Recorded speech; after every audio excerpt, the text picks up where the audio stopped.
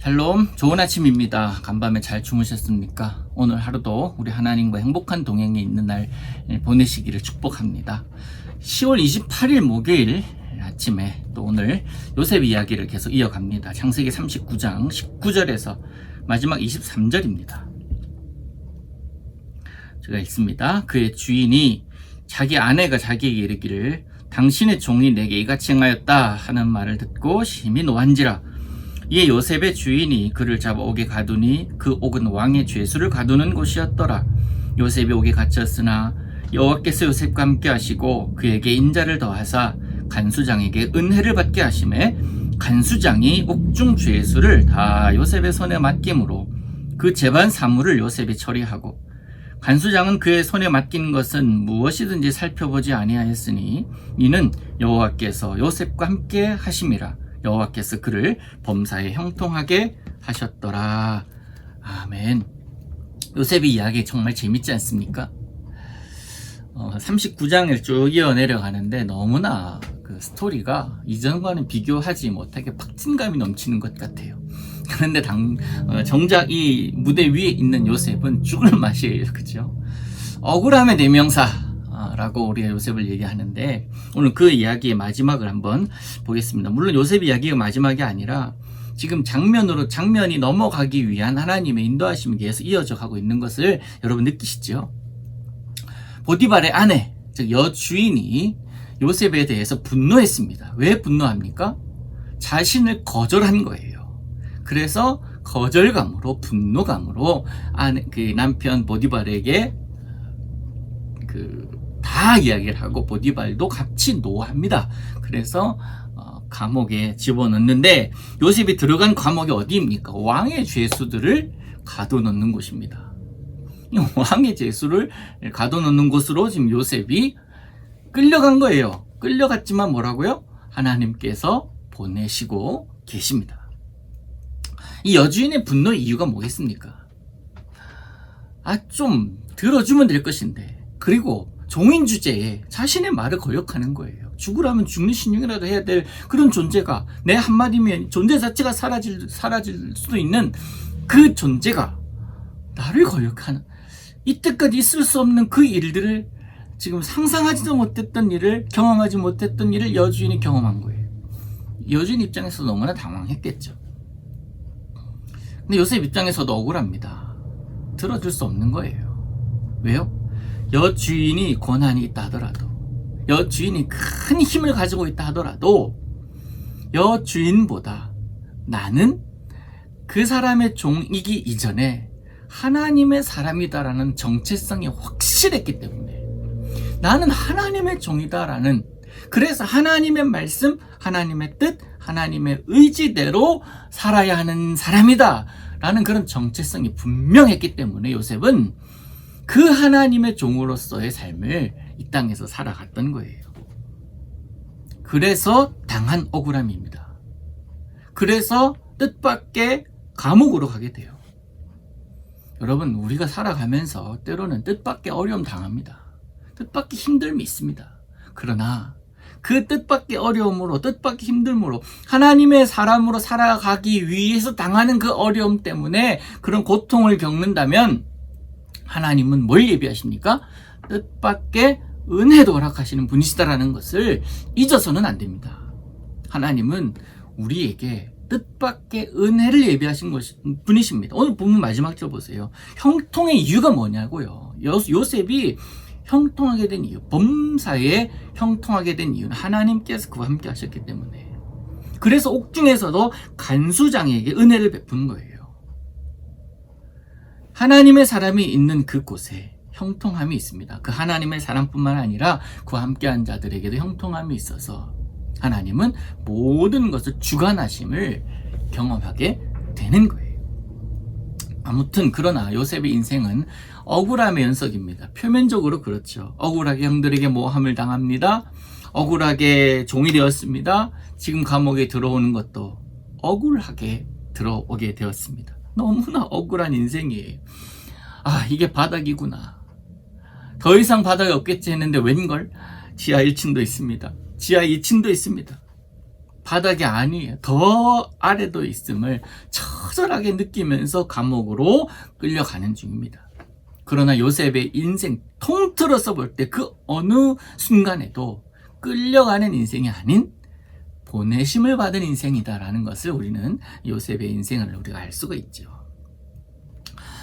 그렇게 감옥을 향할 때에 요셉 입장에서는 어떤 생각이 들겠습니까? 인간적인 생각으로 한번 먼저 생각해 보자고요. 인간적인 생각으로 난 왜 이렇게 살아야 하나, 그죠? 나 그 나이가 10대 아닙니까? 10대. 내 인생이 왜 이러나? 이럴 줄 알았으면 차라리, 그죠? 이럴 줄 알았으면 차라리 어떻게 해요? 그 아줌마 하자는 대로 할걸. 그럼 이런 감옥은 들어오지 않잖아. 인간적인 생각으로 그게 들 수도 있을 겁니다. 하나님의 계획을 전혀 알지 못하는 요셉이기 때문에 그래요. 그렇게 될 수 있습니다. 인간이기 때문에 분명히 그런 생각 할 수가 있어요. 차라리 그때, 그죠? 차라리 그때. 인간이니까. 제 생각이에요. 그래서 저에게는요, 여러분 전에 한번 제가 말씀드린 기억이 있는데, 질문 리스트가 있습니다. 노트에다가 지금 적어 놓고 있는 것 중, 생각날 때마다 적어 놓는 거 하나, 궁금한 것들이에요. 나중에 천국 가면, 당사자에게 물어야 할 질문 리스트예요. 아브라함 할아버지한테, 모세 할아버지한테, 엘리야에게, 요나에게, 다니엘의 친구, 그들에게 참 물어보고 싶은 것들이 참 많이 있어요. 여러분들 그런 것들 많이 있잖아요. 그리고 천국 가면 뭐 하시겠어요? 찬양하고 즐겁게 하나님과 놀다가 저기 다니엘 형님이 온다 그러면 다니엘 형님한테 가서 내가 그 이야기를 잘 들었다고. 그때 기분이 어땠냐고. 그냥 물어볼 것들이 그렇게 많아요. 요셉 형님한테도 그래요. 좀 잔인한 것 같지만 감옥에 들어갈 때 이 기분이 솔직히 어땠냐라고 질문한 리스트 중에 하나이기도 합니다. 여러분, 우리 인생 가운데는 동굴인 줄 알았는데 막상 걷다 보니까 터널이었구나 라고 감탄할 때가 있습니다. 바닥인 줄 알았는데 그 바닥에서 하나님께서 일하고 계시는 것을 보기도 합니다. 이게 놀라우신 하나님의 섭리 아닙니까? 그게 곧 하나님의 예비하심이 아니겠습니까? 인간적인 생각으로 그렇게 그럴 걸이라고 했지만, 그런데 요셉에게는 그 인간적인 면이 사실 1도 보이지 않아요.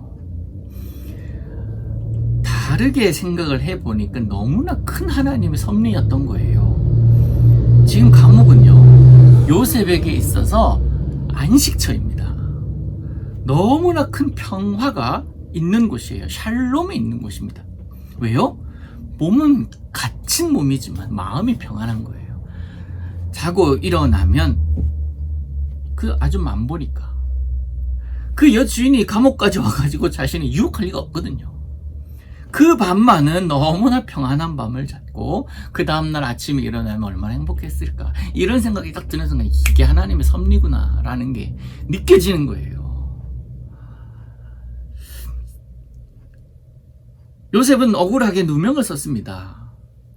그죠? 그에 대해서 항변할 기회조차 주어지지 않았습니다. 그리고는 보디발이 요셉을 그 자리에서 죽일 수도 있었어요. 그렇지만 왕의 죄수를 가두는 감옥에 그를 가두는 이유는 하나님이 그렇게 만드신 거예요.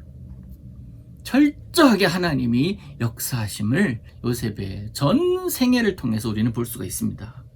세밀하게 하나님은 일하고 계십니다.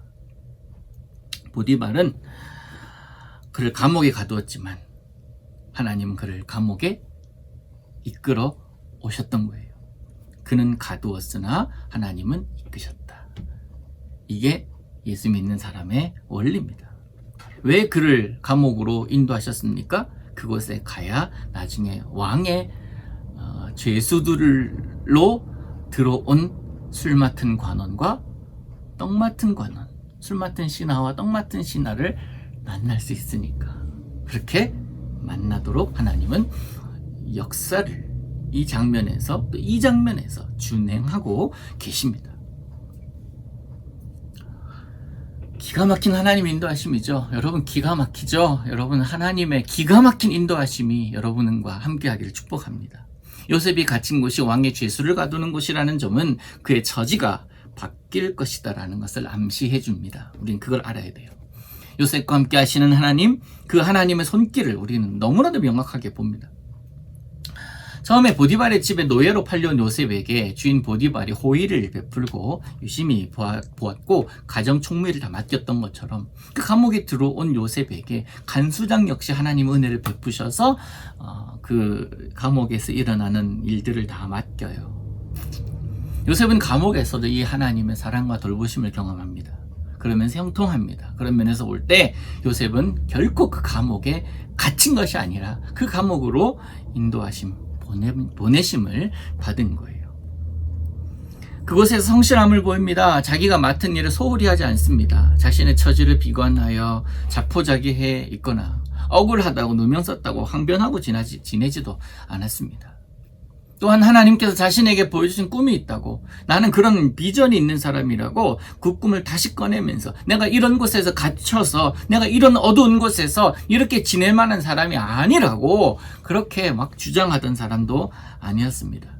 여러분, 우리가 살다 보면 이런 사람들을 만나요. 때때로 자신이 가지고 있는 꿈, 거대한 그런 비전, 이런 것들 때문에 나에게 맡겨진 소소한 일들, 작은 일들, 작은 사람들, 그런 사람들을 완전히 보지도 않는 사람들이 있어요. 나는 큰일 할 사람이야 하면서 작은 일은 마음에도 두지 않는 사람이 있습니다. 여러분, 성경의 원리가 뭔지 아세요? 큰 일 하려면 뭘 해야 됩니까? 작은 일이에요. 성경은 이렇게 얘기합니다. 네가 작은 일에 충성을 다했으니, 네가 작은 일에 열심히 했으니 내가 큰 일을 너에게 맡기겠다. 이 성경의 원리거든요. 나를 뭘로 보고, 내가 이런 사람인데, 내가 이런 꿈을 가진 사람인데, 이런 생각은 주인이 보기에 큰일 감당하기 어려운 자의 모습이에요. 기독교 영성에서 빼놓을 수 없는 로렌스라는 형제가 있습니다. 파리 근교의 수도원에서 그는 그 영성 생활을 하던 자였는데요. 그가 그 수도원에서 맡은 일이 있어요. 밥을 먹고 난 이후에 접시를 닦는 일이었습니다. 그런데 많은 사람들이 그 영성 수도원에 가서 로렌스 이 형제의 모습을 보면서 감동을 받았습니다. 왜 그러냐면 그들이 한결같이 한 말이 있어요. 로렌스가 그릇을 닦는 모습을 보면 저거는 마치 사제들이 성만찬 준비하면서 가지고 오면서 그릇을 다루는 그 모습과 같다. 그릇 하나 닦는 거 설거지 하는 겁니다. 이 설거지 하는데 투덜대면서 내가 왜 이런 짓을 해야 돼? 내가 왜 이런 거를 해야 돼? 내가 어떤 사람인데 하면서 하는 것이 아니라 그 그릇 닦는 거 하나하나마저도 하나님께서 기뻐하실 만한 하나님을 향한 마음을 가지고 닦더라는 거예요. 그래서 사람들이 그런 얘기를 했다라는 거예요. 성찬식 준비하면서 그릇을 닦고 있는 사제들의 모습을 보는 것 같아. 로렌스는 부엌에서 그 그릇을 다 닦은 후에는 항상 무릎 꿇고 하나님께 감사 기도를 드렸다고 그럽니다. 그러면서 그런 모습을 많은 사람들에게 감동을 주고 교훈을 주었던 그런 형제였었죠. 여러분, 결론입니다. 요셉은 너무나 억울한 상황입니다. 힘든 상황이에요. 이 상황에서 어떻게 성실하게, 어떻게 내가 맡은 일을 기쁨으로, 즐거움으로, 또 거기서 좀 쉬고 싶은데 그 감옥에 있는 모든 사무를 다 감당해야 되냐고요.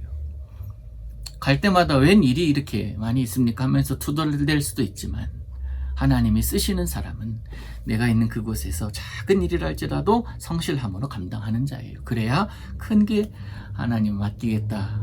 결국 요셉은 그 일을 감당함으로 그 어마어마한 애국의 총리가 되지 않습니까? 요셉은 하나님의 사람이었습니다. 형통한 삶은요, 고난이 없는 삶이 아니라 그 고난을 하나님의 손을 잡고 함께 걸어가는 사람임을 여러분 꼭 기억하시기를 바랍니다. 우리 모두 형통한 사람 되기를 원합니다. 고난 혼자 견디기 어렵습니다. 그러나 주님이 함께 하십니다. 내가 그 짐, 내가 그 고난, 내가 그 어려운 일 다 없애줄게. 하나님 그렇게 말씀하지 않으셨습니다. 그 길 내가 함께 갈게 라고 말씀하셨습니다. 그 주님 의지하면서 오늘도 이겨내십시다. 반드시 하나님은 일으키실 때가 있습니다. 요셉 하나님께서 일으키셨습니다. 언제 일으키셨습니까? 40장 이후에 가면 관원의 꿈을 해석해 주잖아요. 그러면서 하나님이 점점점 그를 크게 사용하시는, 들어서 쓰시려고 하시는 모습을 볼 수가 있습니다. 40장 이후에서 계속 그 모습을 우리 함께 보기를 원합니다. 기도합니다. 하늘에 계신 우리 아버지여, 이름이 거룩히 여김을 받으시오며 나라의 임하옵시며 뜻이 하늘에서 이룬 것 같이 땅에서도 이루어지이다. 오늘날 우리에게 일용할 양식을 주옵시고 우리가 우리에게 죄 지은 자를 사하여 준 것 같이 우리 죄를 사하여 주옵시고 우리를 시험에 들게 하지 마옵시고 다만 악에서 구하옵소서. 대개 나라와 권세와 영광이 아버지께 영원히 있사옵나이다. 아멘.